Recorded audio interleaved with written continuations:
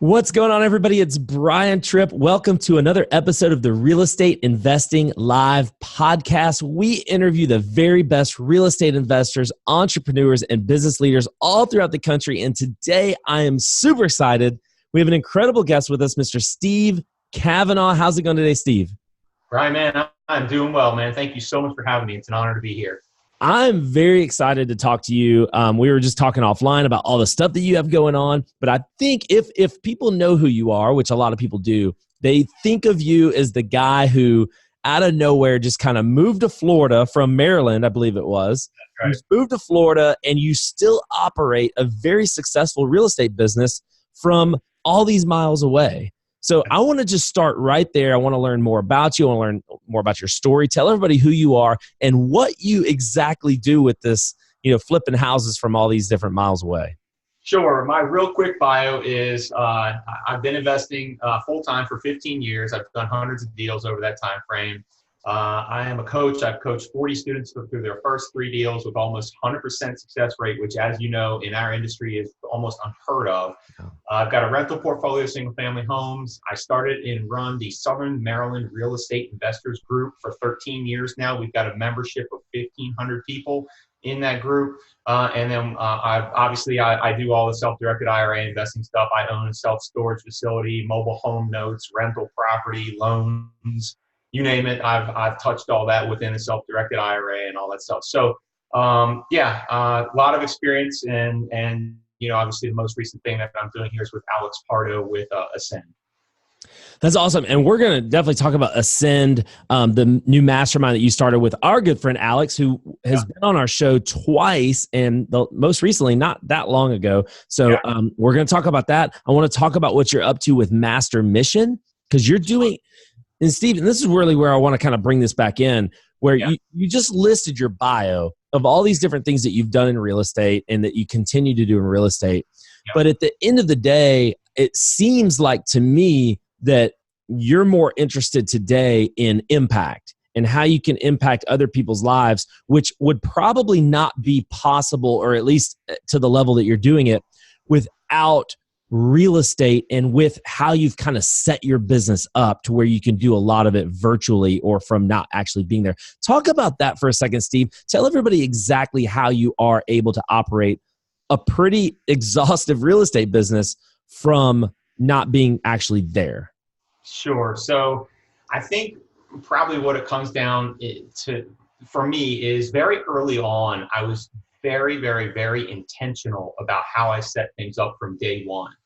And, as I talk to people these days, especially, in the circles that we run in, you find a lot of people whose business has taken over their lives. And the root typically of that is that they started with just money as the goal and not living the lifestyle as the goal. So my friends affectionately refer to me as a lifestyle entrepreneur, and I wholeheartedly embrace that term. I love that term. It doesn't mean that I don't like to make money. I love to make money, and I love to do deals, and I love real estate, and I love what it's done for my life. But I want the lifestyle to be the apex, and I want the lifestyle to be what I do. So yes, I love to sit at the beach and do deals. That's where I'm at. But I think it's very important, and the big takeaway for your listeners is that was my intention from day one.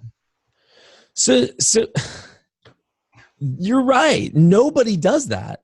Nobody thinks in terms of, you know what, I want to get into real estate because I want to be able to set up my lifestyle from day one and then just kind of build this business around it that supports it, that we kind of hear about through, we've had Jason Wojo on here recently about Life and Air.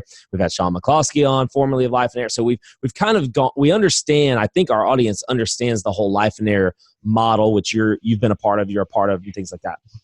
But the big question is, I want to ask how, but your answer is being intentional from day one. Yeah. Anyone who's listening to this right now is probably not on day one. Yeah. So how do we actually kind of almost start over with our plan, putting our life first? How do we do that? Yeah, that's a great question. And unfortunately, I don't have an easy answer for you. That's almost like a CPA question. Well, it depends. Right. So it's going to depend on the individual. It's going to depend on the type of business that they have. But I think the very easy short answer would be to step back from your business, take a vacation from your business for a few days, step back and say, okay, what do I ultimately want my life to look like? And then reverse engineer from there, and then go back and say, well, what tweaks would I need to make in my business? Usually it involves subtraction, not addition. Most people think that if I just hire the next person, that's going to relieve me of these duties, and therefore I'm going to be able to step away. But what ultimately almost always happens is that they get into issues with hiring the right person, and then now they're looking for people to hire people for them. And next thing you know, fast forward 5 years and they still haven't rectified the situation. So usually we have a discussion about addition by subtraction. So, to the extent that you can cut out all the fat from within your business, ultimately is going to be your quickest path to freedom. And Steve, obviously, like you just said, everybody's situation is going to be different. There's no way you can give a specific answer to everybody who's listening. But I do want to just bring up that a lot of times when people think what you just said, I would love to do all this, Steve, but if I cut this out, I'm going to lose this revenue. If I cut this out, I'm going to lose this. I feel like people are scared they're going to be losing a big portion of revenue by cutting certain things out. Yeah, I'm preparing a speech for the Life and Air Summit that's going to happen next month in North Carolina that I was asked to speak at. And in doing so, I've gone and reviewed a lot of these books that I've read, Pumpkin Plan, The One Thing, Gary Keller, and at the core of a lot of these types of books is if you are able to cut out a lot of those things. A lot of times what we do is we spread ourselves thin with these multiple streams of income, and multiple streams of income is great. Don't get me wrong, but the idea is to set up one stream and then hop over to another one and set that one up. I think a lot of times what happens is we try to just spread ourselves into all these streams of income without focusing on the one. So my advice to that person would most likely be, first of all, I would like to see all their numbers. I'd like to see all their businesses. I'd like to see where they're spending their time. I'd like to see what their team looks like. I'd like to see what their expenses look like and all that stuff. So with that out of the way, what I most likely would say is, well, what is the one thing that you're really good at it that you can just repeat over and over and over again? Because that's the way to get rich. That's the way to build wealth. That's the way for the lifestyle, is to just repeat that one thing that you're good at over and over and over again. And anything else could be a distraction. What happens if you clear all that other stuff off your plate, and then that one stream will just increase? So I love it, and I agree with everything you're saying. Here's the problem. And this is so interesting. I just we're going back last week to Joe McCall. We had this exact same discussion. He brought up the pumpkin plan. What's your one thing? You want to focus. We get all that. And I asked him this question, and I think that this is a really interesting question. I want to get your take because you're living this lifestyle. Yeah. You're an entrepreneur. Yeah. I'm an entrepreneur. There's a lot of people listening to this who are just entrepreneurs, and they have it in their blood. And entrepreneurs are not the best people to be focusing on one thing. We see this and you know what, that's a good idea. Let me implement that. Oh, that's a good idea. I'm going to implement that. And that's kind of who we are without taking that away, because that's a lot of the times that's where we get our fulfillment. Yeah. Without taking away that, how can we still execute? Give us maybe a tip or two. How can we still execute what you're trying to say? Still focus on one thing and still scratch our itch by maybe incorporating some other stuff. Yeah, sure. So again, I would want to sit down with that person and I would want to say, well, what are the things that you really love doing within the business? Let's not only find a way for you to do that, but to do a whole lot more of that, because I would bet that when you drill down to it, at the root of it, that's going to be where the bulk of the income is generated and ultimately the fulfillment. But everybody's got to live their own life and run their own business. And it would just be a matter of drilling down to that. And that has been so beneficial for me in my life, as having coaches in my life, having a mastermind group that I routinely meet with, several times a year.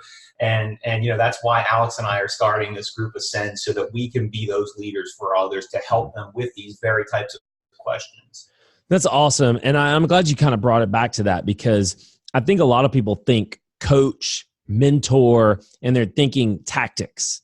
And they're not really thinking, like, tactics are great and you need those. You obviously need to understand what you're doing. But without someone really in your life directing the steps or helping you at least direct it, you can get lost pretty quickly, especially an entrepreneur who might have that shiny object syndrome. So talk about, we're going to talk definitely about your mastermind, what it is, and what you guys are maybe doing a little bit differently. But just, Steve, just touch on just what a mastermind environment or a peer-to-peer type of an environment can do for someone. Sure. Great question. So, man, I wish we had all day. I would love to go through all these things, but in a nutshell, there's a lot of masterminds out there that really aren't masterminds at all. In my opinion, and based on Think and Grow Rich and the way Napoleon Hill lays it out in that book, mastermind is based on challenges.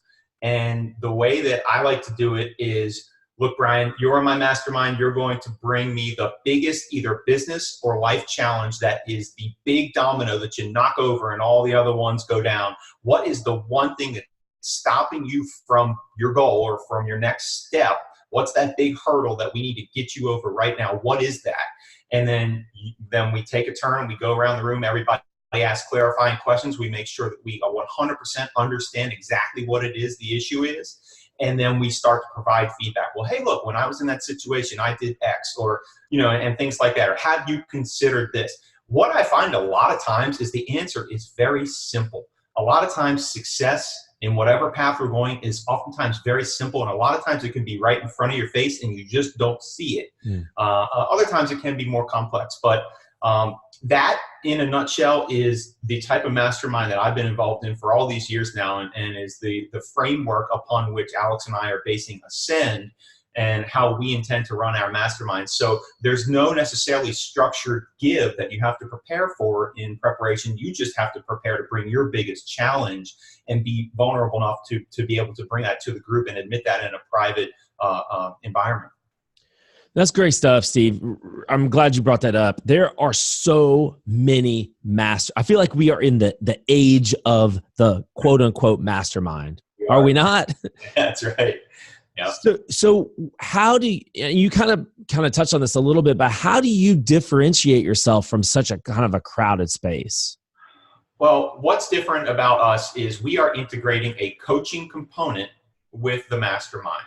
So we are holding 3 annual masterminds, but in addition to that, we're having one-on-one calls with our students, personal one-on-one calls, and then we're also meeting with them once annually in person to go over their life vision and then help them to wrap the business around the life, as opposed to what everybody else does, try to fit life into the nooks and crannies that's left over from their business. And if they're in that situation, then we help them unravel that web and get them to where they want to go from a lifestyle standpoint. So I think that is what separates what Alex and I are doing. And so far, we've just got some complete total rock stars in the group, and we're super excited about it. And that's all. Well, you guys are rock stars, so it's obvious that you're going to attract that. So what the website is ascendyoursuccess.com, and I'm sure that is there an application there? They fill out an application. Yeah, there's a video that'll tell you a little bit about what we're doing, and then there is an application. They click the button and they can go to the application, and then that will get you a call with Alex and I, a Zoom call with Alex and I, and we just want to find out a little bit more about you and see if there's some synergies there and see if you'd be a good fit for the group, see if there's a way that we could help you. That's awesome. I highly recommend you, at least if you're interested at all in a mastermind, I highly recommend you at least watch the video, at least get on a call with these guys. Super unbelievable people first, and then obviously their business success kind of speaks for itself. Steve, let's kind of shift gears a little bit. Yeah. I want to talk about, because we kind of brought it up earlier, where you've set your business up and you've done so intentional from day one. And now you're able to do all these other things. You're able to do the things maybe that you've always wanted to do. I'm not sure. But you have this thing, it's called Master Mission. Mm-hmm. Why did you decide to start almost like a nonprofit missionary type of work? Why did you decide to do that to begin with? So it's no surprise. I love masterminds. I love the mastermind environment. And I love also the mission work. It became clear to me a number of years ago that if I was going to make a difference and be fulfilled with that difference, it wasn't going to come from me stroking a check in the form of a donation or anything else. It was going to be from me donating my time. Because keep in mind, Brian, time is the most important asset that we have. Forget about real estate, investments in money. Time is the only thing that we can't get back. So really, ultimately, if we want to give from our core, we have to give our time. And so what I wanted to do was get people down to Guatemala, where my mentor exposed to me the mission that he was involved there. I went down there, completely fell in love with what we're doing down there with the school down there for children who are just completely disadvantaged. You know, you think there's poor people here in America. You have no idea if you haven't been to Guatemala and some of the rural parts there. But so, you know, we're supporting the school down there. But what we're doing is we're masterminding in the morning. So it's investors and business owners in the morning, and then we all throw on our jeans, and then we go out, we do work in the afternoon together. And the stuff that comes out of those trips is just, I can't even tell you, I couldn't even begin to tell you what happened with our trip that we took earlier this year. Let me just put it to you like this. Lives were changed for generations as a result of that 5-day trip. Well, you got to give me some more. You got to give me more than that. Like, give me an example. Like what's going on down there? Like what is it? You talking about the kids or you guys or what? Well, of course, with the mission work, you know, the people coming in and supporting that particular mission that we support there. Of course, the kids are, and the school and everything there is those lives have been changed forever. But I'm talking about what happens a lot of times is that a lot of people go on mission trip thinking that, hey, I'm from America and I'm here to save your country too. But what ends up happening is that we figure out, you know, how broken we are, or how we need to rehab, or basically we come back feeling very fulfilled, and we come back feeling like, hey man, these people have a lot that we don't have. These people love one another. These people, you know, a lot of times we in our society, we're trying to set up the next 10 or 20 years. You know, like we're thinking, okay, when I retire in 10 or 20 years, you know, but they're thinking, hey, when I feed my family tonight, you know, they're just thinking about tonight. But that's not even to answer your question. I mean, we had one guy who went with us who hadn't talked to his dad in over a year, just had completely, you know, their relationship had severed. And so he was challenged by someone in the group to pick up a phone and call his dad. So he accepted that challenge, and did this during the mastermind portion. And he accepted that challenge, and very long story short, he got his dad on the phone, and his dad said, son, I've been praying morning, noon, and night every single day that we would speak. And I'm just so sorry that it's been like this. And it was, you know, everyone's crying, and it was a beautiful moment. Very long story that I just summed up in a minute there for you. But that is just one example. You know, we had another guy who was on that trip who had been just in drugs and alcohol, and said, guys, from this day forward, I need you to hold me accountable no more. And he's sober to this day. So I mean, there's been just some pretty phenomenal stuff that's happened to the Americans that went on that trip. I think that's an interesting point you bring up that gets completely lost, is that when you visit a place like this, or when you do any kind of mission, I mean, even inner city type of work, what ends up being changed most often is us. That's right. And I think it goes there. People have like this desire to be like we all, I feel like we all want to give. Most people do want to give, and a lot of people just don't feel like they have enough to give. But you just mentioned it. It doesn't even have to be money. You know, people can give your time, your talents, lots of other, some of your resources, things like that. And when we do that, something happens inside of us. Why do you think that is, Steve?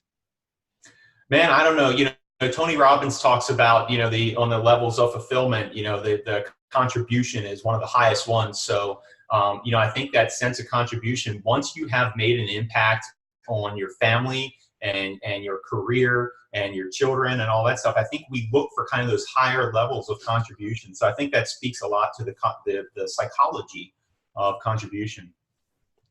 No, and I couldn't even agree more. Like it's every time I do something like that, you're right. The American thinks he's going to come and save the world, and it's just not how it ends up working out. It's always us that gets messed up. And the fact that you have the component of the mastermind is, you know, you're going to obviously go do some mission work, and then you're going to come back and probably talk about it and talk about what did it do for you? What did it do to you? How can we make this experience better for them and for us? So I love that. And you guys are kind of with Ascend, it seems to me like you're kind of combining these elements. You're combining all these elements where maybe most masterminds are solely business focused. I want to help you get your business to the next level. But your mastermind is like, well, look, you said from the very beginning, like, we've got to get this other part right first. We have to be intentional about our life first. Yeah. And then we can add this business component. Yeah, it's really great. I mean, a point I want to bring up is, as part of our core values that Alex and I have with the Ascend group is, you have to have integrity, you have to be real and authentic, and you have to value personal growth and development. But the biggest thing that we're going to require is that you have to have a desire to make an impact on your family, an impact in your community, an impact on your business influence, and then an impact in the world. And if you meet those core values, if those resonate with you, then we definitely want to speak with you. That's awesome. Steve, talk about, before we stop talking about masterminds in general, there might be some people listening to this who maybe they don't know if this is 100% right for them. They don't know if maybe they can't afford it. Maybe they don't know how much it costs, or maybe it's not something they can afford. Maybe their business is not to that level yet. Maybe they're only doing like a deal every once in a while. Yeah. But it's still, we both know it's still important for them to get in some sort of environment where other people are, doing some of these things, like, discussing about business, discussing, challenges, life, things like that. What are some tips that you can give to some people who may be listening that your particular mastermind may not be the right fit for whatever reason? Yeah, so I would say that somebody in that situation is always go to your local RIAs and your local meetups. Just go to meetup.com and find out your local meetup. That's going to be your best way. If you have no money, you need to just at least get around people. You see, nobody really can exist these days, and you know this very well, Brian, as a lone wolf. You have to have a network built. And the fastest way for you to build your network is to go to your local groups, join your Facebook groups, get out there on social, and just start meeting people, and it'll all start happening from there. So I love it. You have a RIA, I have a RIA, like, we're big, networking type of people. Let's talk about that for a second. Let's dig into networking in general. It's a great segue. How would you define networking? Like, let's start there. Like, what does networking mean to you? Well, that's a really good question. Gosh, I should have a canned answer for that. I feel like networking to me is really just meeting people. I believe that at the core of networking, when you meet people, it is to figure out how you can exchange value. So you should always be asking yourself, what is the value that I can provide to somebody else? And then look for those types of people. If you stay focused on the value that you can provide, value will almost always be provided back to you. And that's really how I built my career. And that's why your book, Brian, really resonated with me, because I did the same thing. I mean, my RIA today is free. I don't charge anything for my RIA. I run it like Google. If you want to search something on Google, that's great. If you want to be coached by me or mentored by me, then you don't have to pay for that. Just like if you want to put ads on Google, right? But that's the way that I've always kind of thought about things is, hey, look, let's get people in the front door. Let's see where the value exchange can take place. And if there is a value to be exchanged there, then that is the core of networking for me. Yeah. No, I love it. And so you've had your RIA for how long? You say 13 years? Is that what you said? Yeah, it's 13 years. Yep. Talk more about it. Like, what you said, it's free to get into for the first time. Talk more about your RIA. Yeah. Yeah. So basically what I did is I started it up just collecting local business cards and local emails, because what I thought I wanted to do was just start building my buyers list, right? Mm-hmm. And then I started thinking, well, it might, now that I'm getting deals and I'm blasting this out, it might make sense for us to meet up. So we started meeting up at a local restaurant called the Green Turtle, where they had a back room for us, and we could all have dinner and talk. And the first few meetings, we probably had 12 people, and over the years, I ended up befriending another guy who said, man, I really like this. And he owned a kitchen shop up the way. So he said, look, we can switch all this over to my kitchen shop. We can have complete control of the environment. It's quiet. We don't have all these servers and all this music blasting and everything. And we can, host some speakers and things like that. So that's what we started to do. We never wanted it to be a pitch 'em, sell 'em RIA. We always wanted it to be just a networking group. So that's what it's been for around 13 years. It's the only group in Southern Maryland to this day, and it's a very large group. Like I say, our list is around 1,500 people, and we have a very good thing going there. So no, I love that, and I'm a big believer in RIAs. I'm a big believer in and we both know there are good RIAs and there's some bad RIAs out there too. But I always like to encourage everyone to go to everything. Yeah. And even if there's a bad RIA, maybe they're going to be pitching you something every single month. Go for the networking, go for the beginning and still meet people. And if you want to leave after that, then leave. But I'm just a big believer and we should go. So let's kind of come back to being around people because it's a people business. I think most businesses are, but real estate's definitely a people business. So say there's someone who's listening to this who's been going to their local RIA for a while. You gave them the tip, go to the local RIA. They've been doing that. And maybe they're doing a deal every once in a while. And they're still going to local RIA. Are there some other things that they can do to get in an environment that is a little bit more like that mastermind that you mentioned that Napoleon Hill kind of laid out for us? Is there any other thing that they might be able to do to kind of take it maybe one level deeper? Well, I mean, they could always start their own. They could always start their own group. I mean, that's what I did, and it just started 12 of us around a dinner table, eating dinner and talking stuff together. And, I think that in the early stages, you have to be, really in any stage, you have to be willing to be vulnerable. We see in this era of social media and everybody putting their best life on social, it becomes very intimidating for us to open up and say, hey, look, I'm really struggling with this, what I think is a basic problem. I need help with this, and the more willing you are to put that out there, the more quickly you will overcome that hurdle and get on to the next one, right? So I think it's essential for people to realize in a positive way that this is a business full of problems. So it's really just overcoming the next hurdle in front of you, and it's a nonstop process. So you have to get really good at that. You have to get Frank McKinney talks about flexing the risk muscle. You have to flex your fear muscle. You have to be able to jump over that hurdle, say, hey, look, this is what's in front of me. I know it's a problem. Brian, can you help me out with this? And reach out to the people that you do know. Yeah, and it can be hard. It can be intimidating, but it's something. If you want to grow, I mean, that's just one of the things you're just gonna have to do. Steve, I can't thank you enough for coming on the show. Again, guys, the website is ascendyoursuccess.com. I really want you guys to go at least check that out. At least watch the video. I think it's really important to hear from guys like Steve, who's just been really a big influence from afar. You've been a big influence in my life, and I'm sure you probably hear that from a lot of people. But not just Steve. You got Alex Pardo as well. Alex was actually just in Birmingham a few weeks ago, and we put out some content then. He's been on my podcast twice. I've been on his podcast a couple of times. So Alex is just an incredible guy that I've gotten to know really, really well. So you could not be in better hands, I don't think. So appreciate you, Steve. Thank you so much for coming on the show. Any last things you want to add? No, man, I'd just like to, thank you so much again, man, and just say, man, thank you for your leadership within our industry. And just thanks for having me on the podcast. I'm happy to come anytime. We'll definitely do it again. I appreciate you. I want to dig deeper into understanding exactly how your business, exactly how you're doing it. We'll get you back on the show and we'll talk about that. Guys, we love you so much. Hit the subscribe button. We have some incredible guests lined up. You don't want to miss those. Make sure you're getting those alerts. We love you so much, and we'll see you next time.